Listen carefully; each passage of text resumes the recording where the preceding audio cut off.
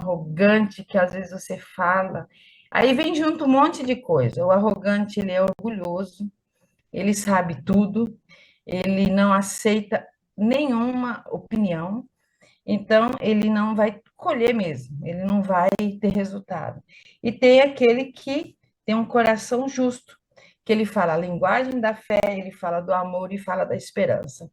Então, hoje a gente tem a opção de ser coração justo, a gente tem a opção de ter um coração bondoso, para a gente falar da linguagem de fé. E aí, no versículo 7, fala sobre os ímpios são derrubados e desaparecem, mas a casa dos justos permanece firme. Aqui eu fui buscar uma passagem em Mateus 7, 24. Mateus 7, 24 fala bem claro sobre isso que nós estamos falando. Portanto, quem ouve essas minhas palavras e as pratica é como um homem prudente que construiu a casa sobre a rocha. Então, é aquela questão de falar, viver a palavra, porque muitas das vezes a gente vê o religioso pregando, lendo, falando da Bíblia, mas ele não pratica. E a questão de praticar, eu creio que a prática é o exercício da musculatura espiritual. Eu estou falando de termos bem didáticos, porque é assim que eu aprendi. Quando você exercita a sua musculatura, você vai criando resistência, ficando forte. Na palavra, na nossa vida cristã, é a mesma coisa. Você ler e viver e praticar é exercitar o seu modo, o seu estilo de vida. E quando você exercita e muda seu estilo de vida, eu atribuo isso como uma mudança de natureza. A nossa natureza cristã, ela vai sendo transformada de uma maneira tão suave que quando você menos espera, tem hora que você se olha com algumas atitudes tão, vamos dizer, tão sábias, que você dá uma olhadinha para trás, né? Porque o retrovisor é você lembrar de onde veio, não é para você viver lá. Você fica observando a sua evolução. Então, hoje eu vivo com muita alegria quando eu vejo a minha evolução em relação a tudo, as decisões, meu viver com a minha família, viver com os amigos, e até assim, quando a gente vive, a gente tem resultado, a gente não quer se calar, a gente quer testemunhar. E a gente só testemunha verdadeiramente quando a gente vive. Então, assim, quando me convidam para falar, eu fico feliz porque eu falo mais do estilo de vida do que da própria palavra. Mas a palavra, ela é viva, então ela é uma companheira. É como se todo dia você acordasse, desse bom dia para um amigo muito íntimo, muito amigo, muito parceiro, e você tivesse já que planejar seu dia. É assim que é o meu estilo de vida. E como o Ricardo também já testemunhou várias vezes, a questão de, pensa que eu era o hiper preguiçoso para acordar. Eu também. Só que quando a gente é igual criança, né? Quando tem uma bala, um doce gostoso, a gente tem vontade, anseia de chegar na hora do, do chocolate, do doce. E é isso que eu sinto. Aquele sono, aquela preguiça, aquela falta de compromisso acabou. E quem está aqui de manhã sabe disso. Quando chega na segunda e na sexta, a gente já está com o coração ansioso, querendo saber mais. O que Deus está preparando? Qual que é o banquete? E hoje, isso que a gente vive é um banquete, é uma mesa, né? E aqui, assim.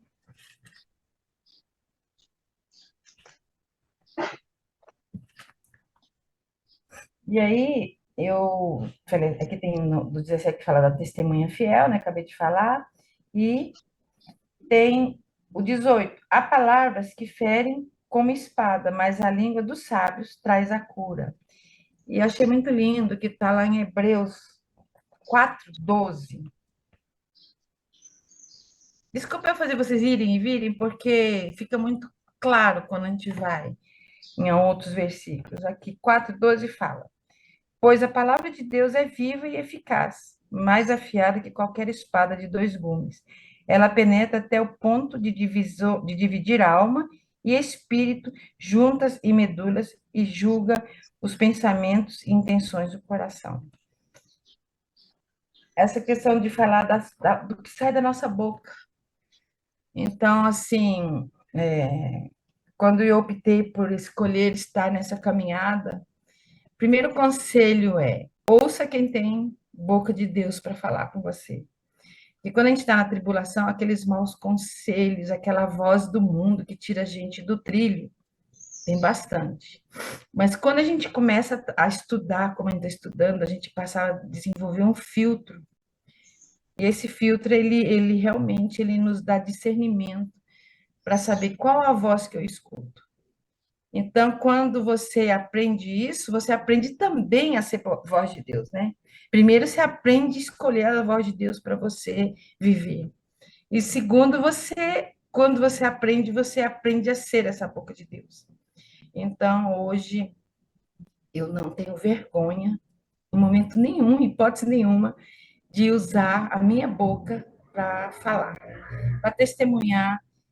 E a gente também vai desenvolvendo, eu creio que todos nós vamos desenvolvendo uma sensibilidade pelo Espírito Santo de você perceber exatamente o que você tem que falar para aquela pessoa, que às vezes para você não faz sentido, mas essa sensibilidade do céu, ela é tão poderosa que você fala exatamente aquilo que ela precisa ouvir.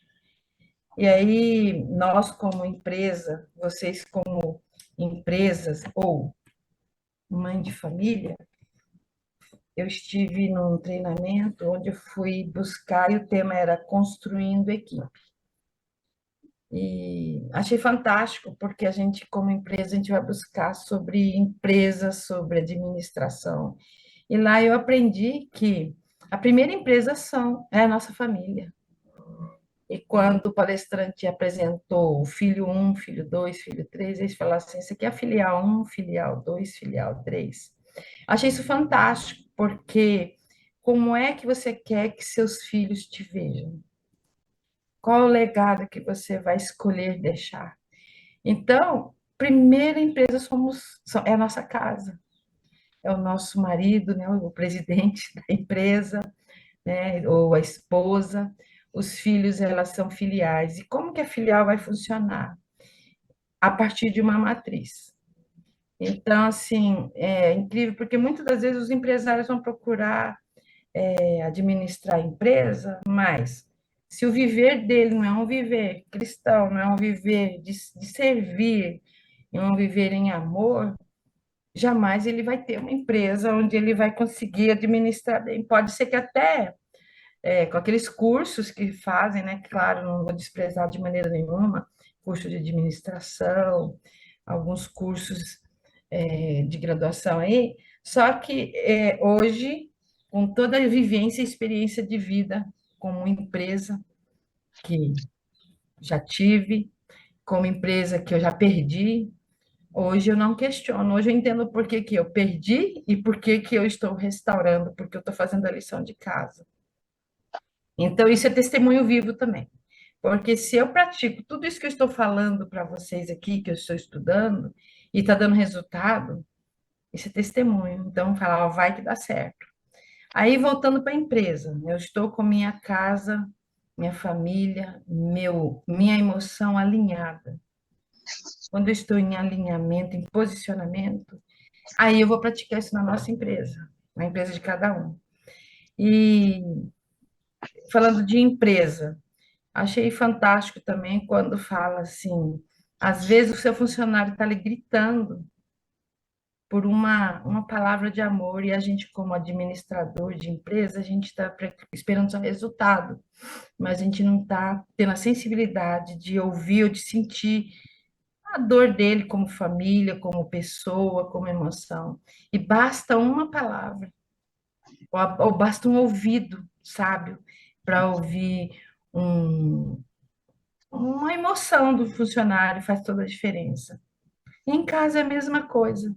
Às vezes a gente, como mãe, acha que você está pondo tudo dentro de casa com a comida na hora certa, não falta nada de bem material, e a gente não enxerga com esse olhar de amor a necessidade emocional de um filho, de um, um simples abraço, ou de sentar à mesa e ouvir, de ouvir o sonho dele, de perguntar qual que é o seu sonho, qual que é o seu plano, de compartilhar com cada um deles. Então, assim, é incrível quando você pode fazer essa analogia. Fica muito mais didático, muito mais fácil de a gente entender como. Então, assim, eu vim de lá com várias chaves, mas o melhor de tudo é que quando a gente vê essa caminhada e começa a observar algumas chaves lá, para nós não é novidade. Para nós é simplesmente confirmação se você já vive, ou você complementa com o que você já vive, né? Porque a gente não aprende, não sabe tudo. Mas, assim, é enriquecedor quando a gente pode estar aqui nesse lugar falando sobre o que a gente busca lá. Então, eu sinto que eu sou também uma pessoa que vai lá buscar, vou numa festa, um monte de doce delicioso, e não esqueça de trazer uma cestinha com alguns brigadeiros para vocês. E tem uma parte aqui que fala no versículo 20: o engano está no coração dos que maquinam mal, mas a alegria está entre o que promovem a paz. Esse que promovem a paz é onde nós estamos. Nós temos que ser aquela pessoa que por onde passa, a gente é luz, a gente é sal. Porque quando a gente pelo Espírito, decidir viver essa vida cristã, por onde a gente passa, a gente é muito suave, a gente vamos dizer, a gente não precisa de muitas palavras. Então, a gente é paz. A nossa ambiência, a gente muda a nossa ambiência, né? Porque muitas das vezes tem pessoas que falam, né, tipo assim, faça o que eu falo, mas tipo, faça o que eu falo, né? E não faça o que eu faço. Então, assim, isso fica meio controverso você falar isso e uma vida cristã não. Uma vida cristã é uma decisão. E eu estou falando tudo isso porque eu sou uma das recém-convertidas nesse grupo. Então, posso falar para vocês, eu tenho 60 anos, eu me converti com 55. Então, eu tenho mais tempo de vida não cristã do que tempo de vida cristã. Só que a vida cristã, ela desenvolve tantos frutos na nossa vida que aquela questão de um dia eu escutei uma passagem que José demorou 17 anos, não, 13 anos para virar governador. Ele tinha 17 anos e ele passou por vários percursos para poder chegar a ser governador. Eu falei, nossa, puxa vida, vivi 55 anos para chegar e ser governadora da minha vida, através de Jesus. E aí uma pessoa estava no grupo e falou, não, você foi muito mais abençoada, foi só 5 anos, não foram 17, 13 anos. Com 5 anos, eu fui jogada 5 anos de período, fui jogada na cisterna, fui para a prisão, fui para vários lugares, mas só com 5 anos eu consegui chegar no trono. Então, assim, quando a gente entende assim, a gente não reclama. Eu falei, meu Deus, como eu sou abençoada. Só 5 anos. E eu atribuo que aqui tem pessoas novinhas como a Elza, minha prima, está aqui na caminhada, não conhecia essa caminhada cristã, então, não vai falar, eu vivi 70 e tantos anos lá no poço e hoje, em pouquinhos meses, eu estou conhecendo. Não, eu fui muito mais abençoada que José. Só com 5 anos eu consegui chegar e sentir o gosto do governo, do trono. Lá, ser governador da minha casa, do meu casamento, da minha família, eu ser referência em toda a família, porque aí eu volto a falar de encontro familiar. Devo ter falado um pouco outro dia, tem 15 anos que a minha família se reúne para confraternizar e celebrar a nossa família. E Esse ano, que é o 15º ano de existência, mas é o 13º presencial, eu tive a oportunidade de falar de Jesus. E nesse momento eu fui a governadora desse evento. Eu consegui, com palavras, sem estar com vergonha, subir naquele local e falar de Jesus, sem preocupar com o que os outros iam falar. E quando eu falo não se preocupar, hoje eu também atribuo que quando você tem sua identidade restaurada em Jesus, né, fiquei 55 anos sem saber quem eu era.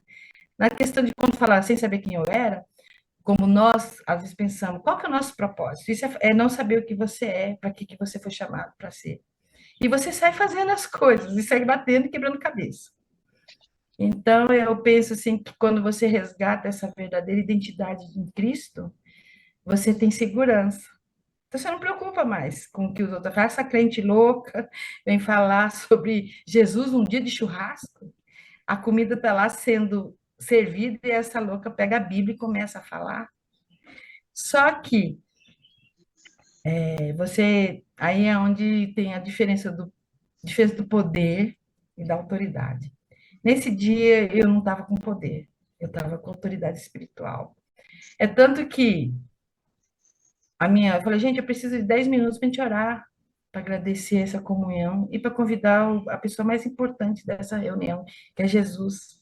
E eu gostaria de fazer uma oração. E eu ia fazer uma oração universal, que todos saberiam orar, que é o Pai Nosso. E lá tem budista, tem ateu, tem católico, tem espírita, tinha de tudo. Só que eu estava falando só de Jesus, eu não estava falando de uma denominação. E quando eu entendi o que que é autoridade espiritual, essa reunião, todos em pé, em roda, durou mais de uma hora, porque teve emoção, teve choro, teve gratidão, teve oportunidade dos mais velhos, de 85 anos, até eram 4 gerações, externar a emoção do momento.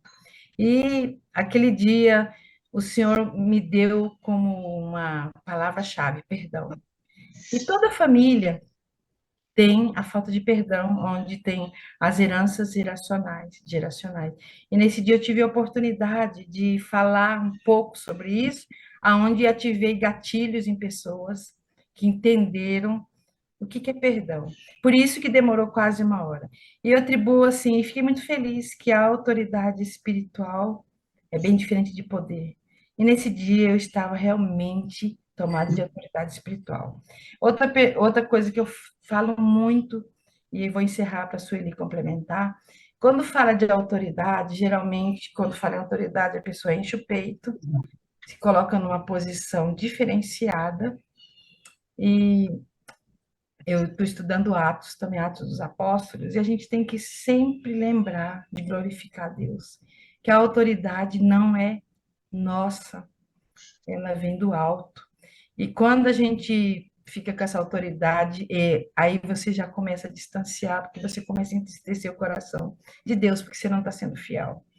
Então, assim, nós somos seres humanos, então a gente tem que estar sempre vigiando para não deixar que essa vaidade tome conta do nosso coração, e aí a gente passa a se sentir todo, aí vira autoridade espiritual, vira poder, porque você começa assim, vai descer, então tem várias situações que você tem que tomar muito cuidado para quando essa vaidade tomar conta do seu coração, você passa a não falar a palavra correta para o irmão. Aí passa a ser confuso, passa a ser, é você falando ou é o Senhor?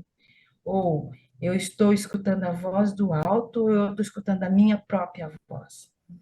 Então, assim, muito lindo quando fala. O princípio que a gente tem que praticar é ensinar, está ensinando aqui, é a gente orar e a gente louvar. Eu compartilhei isso na casa da Sueli quando nós fomos. Inclusive, foi maravilhoso. Se a Sueli permitir, eu vou pôr um pedacinho do vídeo que eu filmei ela, nós louvando lá na casa dela. Então, é lindo porque ensinar, isso aqui é um princípio. Ensinar o que eu aprendi. Orar, né? Orar, falar com Deus. E nunca esquecer de onde nós viemos e qual o nosso chamado. Porque se a gente não esquece, a gente tem foco. E a questão do chamado. A gente tem um chamado, todos nós temos. Esse chamado, quando a gente está muito alinhado, é maravilhoso quando você dá um passo e você vê a mão de Deus, você dá outro passo e vê a mão de Deus, e você vai conectando. Nos negócios, você vai conectando com as pessoas certas. Na vida, você passa num supermercado, se conecta com quem precisa te ouvir você. Você passa em algum lugar, você convida alguém para aquele lugar que você está indo, que é um evento de mulheres, um culto. Então é isso. Então, assim, para finalizar, eu gostaria que vocês sempre vigiassem o coração para não deixar a vaidade de achar que você tem o poder e a pessoa olha e fala, nossa, lá vem a fulana e ore por mim, me dá uma palavra profética. E isso é muito perigoso quando a gente começa a se sentir toda poderosa, chega num lugar e isso daí Deus não fica feliz, né? Então, muitas vezes, o pessoal, conta o testemunho, fala. Então, eu peço muito para Deus, como eu não conhecia o Ricardo, e eu poderia muito bem contar, fazer uma história linda, maravilhosa. E eu demorei uns 3 dias para ligar para ele, mas aí eu pedi para Deus, pelo Espírito Santo, qual área que eu vou falar, Senhor? Qual área que o Senhor gostaria de me usar para abençoar a vida dele? Então eu pergunto, não sou eu, é o Senhor. Então é isso. Amém? Eu acho que eu fui econômica. Agora eu vou deixar